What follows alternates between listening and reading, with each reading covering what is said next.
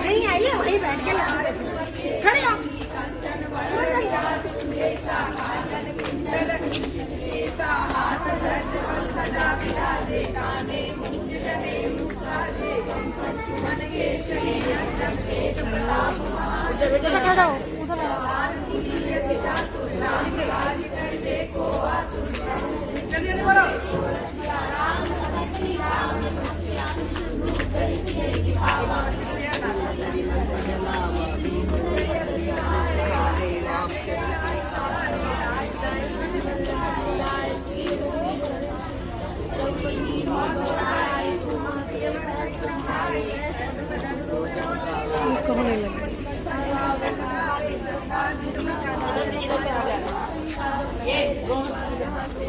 आगे चलो, दोनों दोनों आगे चलो।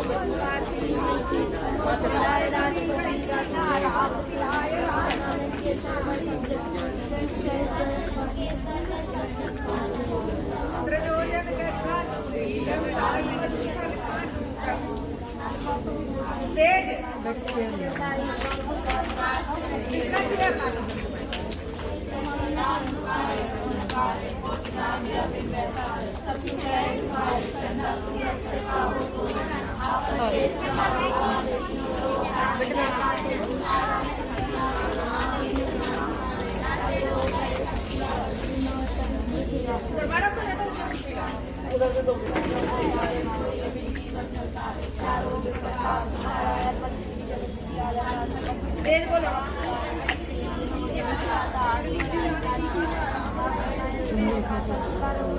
सबके लिए चेयर ला दो।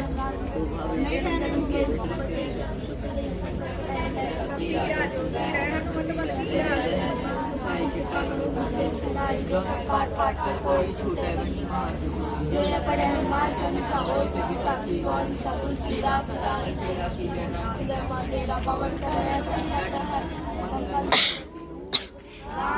सीता सहित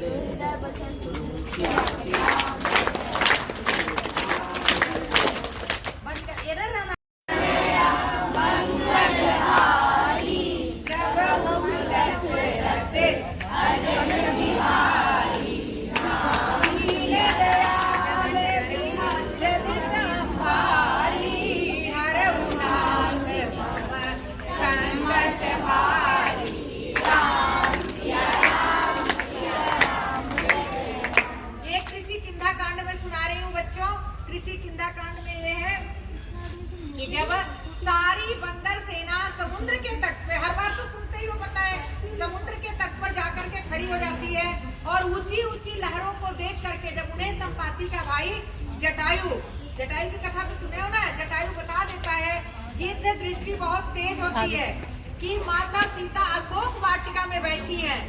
तो अब लेकिन उनको तो प्रूफ चाहिए ना, भगवान राम के पास उन्हें जा करके बताना तो सीता माता को देख के आया हूँ।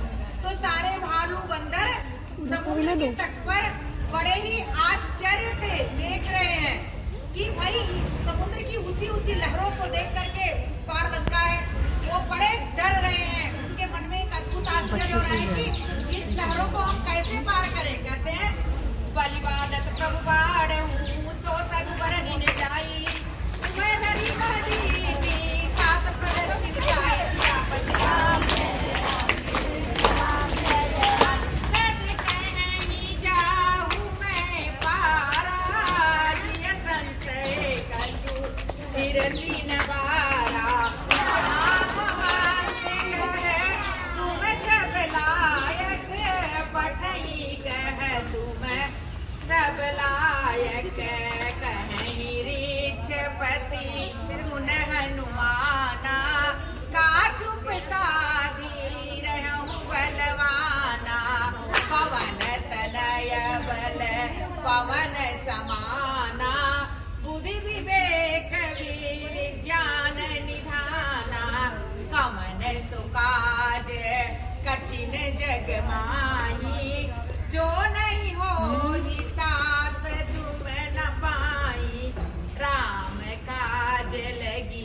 तब अवतारा सुनते ही भयऊ पर्वताकारा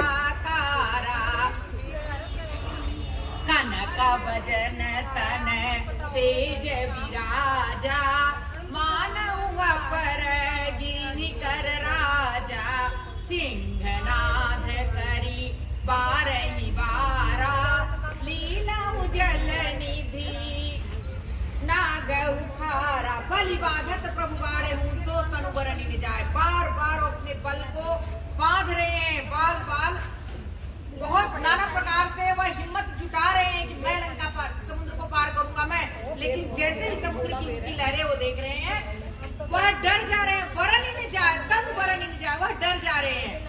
कहते हैं अब अंगद क्या कह रहे हैं, सब अपने अपने विचार दे रहे हैं। अंगद कहीं जाऊं मैं पारा, अंगद कह रहे हैं युवराज है अंगद, उस बंदर सेना के युवराज अंगद जी हैं। अंगद कह रहे हैं अंगद कहीं जाऊं मैं पारा जी संचय को फिरती पारा, मैं इस सात समुद्र को पार तो कर सकता हूँ, जा सकता हूँ, लेकिन मेरे मन में संदेह है कि फिरती नवारा कि मैं लौट के आ पाऊंगा कि नहीं आ पाऊंगा। जामवंत कह तुम सब लायक, और जो उनके सबसे बुजुर्ग जामवंत जी हैं वो कह रहे हैं कि मेरी तो बुढ़ापा है, अगर मैं यौवनावस्था में होता, जवानी में होता तो ऐसे तो मैं सैकड़ों समुद्र पार कर लेता, लेकिन मेरा बुढ़ापा है, ये समुद्र कैसे पार होगा। और पठई किम सब ही करनायक, और मैं किसी को नहीं भेजता, किम नायक मैं खुद पार करके जाता। इतने ही कहीं रिचपति सुन हनुमाना। हनुमान भगवान जब छोटे थे तो बहुत उद्दंड थे, वो ऋषि मुनियों के कमंडल पूजा पाठ की सामग्री उठा के फेंक देते थे, उनके कुटिया उजाड़ देते थे और उनके परेशान करते थे। तो सारे ऋषि मुनियों ने उन्हें श्राप दिया कि जाओ, इतना उद्दंड हो तुम हनुमान कि तुम अपना बल भूल जाओ। अब अंजनी माता रोने लगी, उनकी माता, अरे उनकी माता कहीं मेरा पुत्र तो राम कार्य करने के लिए अवतरित हुए हैं, तुमने इनका बल ही बुला दिया। तो ऋषि मुनियों ने कहा अगर इनके बल को कोई याद दिला देगा तो इनका बल याद आ जाएगा। अब वही ऋक्षपति, ये बात सिर्फ जामवंत जी को पता है, जामवंत जी कह रहे हैं कि कहीं ऋक्षपति सुन हनुमाना का चुप साध रहे हो बलवाना। अरे हनुमान जी तुम क्यों चुपचाप खड़े हो, अब उनके बल को वो याद दिला रहे हैं।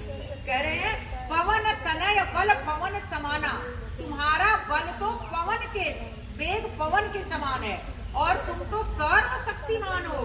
बुद्धि विवेक विज्ञान निधाना, बुद्धि विवेक निधान बुद्धि और बल के तो तुम खजाना हो।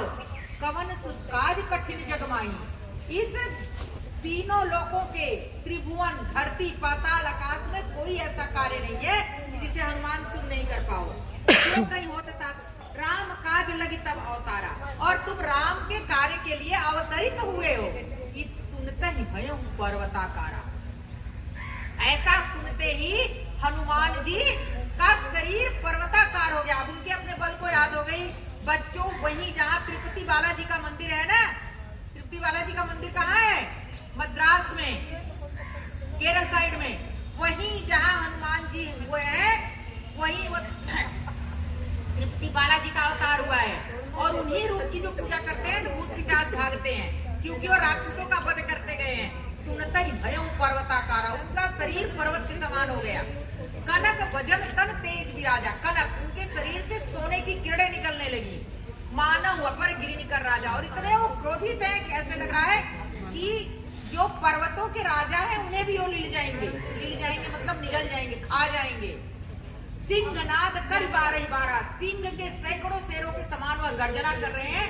लीलन नागों जल निखाना, ऐसा लग रहा है कि अभी पल भर के अंदर पूरे समुद्र को पी जाएंगे।